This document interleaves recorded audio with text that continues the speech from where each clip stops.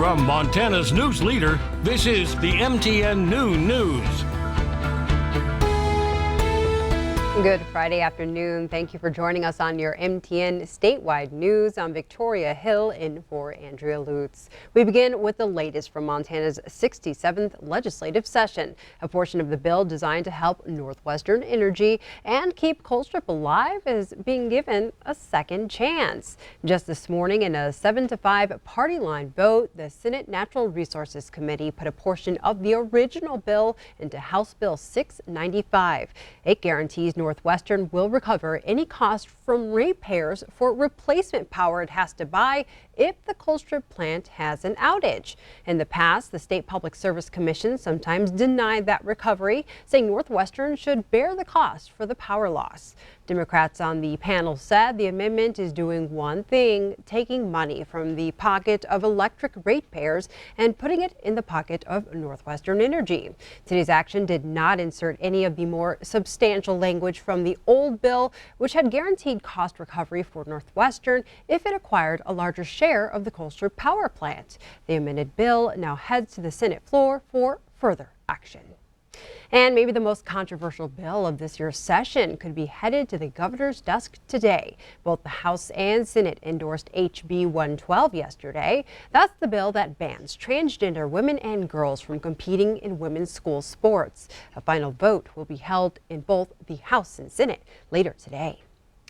Governor Greg Gianforte signed 3 bills into law that addresses the missing, murdered Indigenous women crisis. The legislation extends the MMIP task force another 2 years. Grant money is now set aside for an online portal to report missing people, and a commission will be established to review missing persons cases. The family of Hardin's Selena Notafrate was there on Thursday when the governor put pen to paper.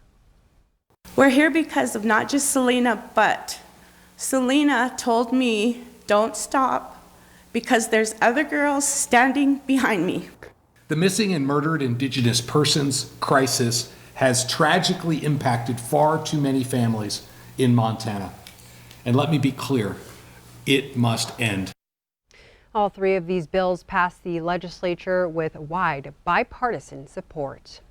The Senate endorsed a bill that would make it illegal for Montana businesses or the government to require vaccinations. The bill says businesses cannot make shots a condition of employment, and the government cannot deny services to anyone based on their vaccination status. Opponents said the bill could put nursing home and assisted living facility residents in danger. But the Billings Republican who sponsored the bill said thousands of people have reached out to lawmakers saying they fear for their job if they don't get a vaccine.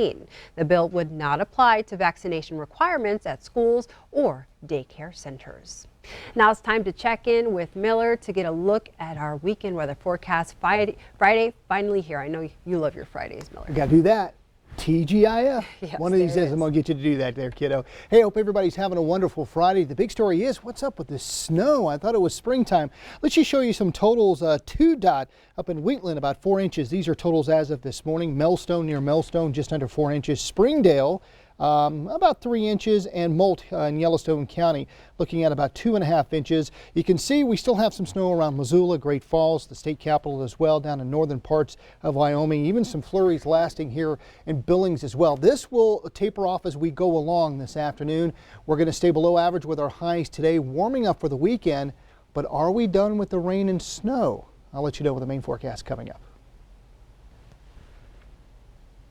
Sounds good. Thank you so much, Miller. Well, time is ticking for dozens of Montana State University employees to find new housing. The university told the residents they have to move out to make room for graduate students. Yesterday, MSU students organized a walkout to voice their objections to the university's decision. Last October, 78 employees were told they had 9 months to find a new place to live. With the cost of living so high in Bozeman, many of those staff members are worried they'll have nowhere to go. Look at the human beings that are in the center of this, and to realize that it does have a huge impact. These are people who are trying their hardest. They're working full time. They're looking for ways to support themselves and their family. Please don't make it harder. There's enough things we have to deal with. But MSU officials are standing by the decision, even pointing to the amount of money these residents make to justify evicting them. I think there's a lot of misunderstanding. We're doing this for the benefit of students. We have 198 graduate students who are waiting for housing. The protest today was very concerned about wages, but there are 40 employees in those units. The majority of them are faculty, and their average salary is $66,300. Current residents living in the housing have until June 30th to move out. Organizers of yesterday's walkout want MSU to provide housing for everyone. Officials say that would require raising tuition, which only the Montana Board of Regents can do and not the university.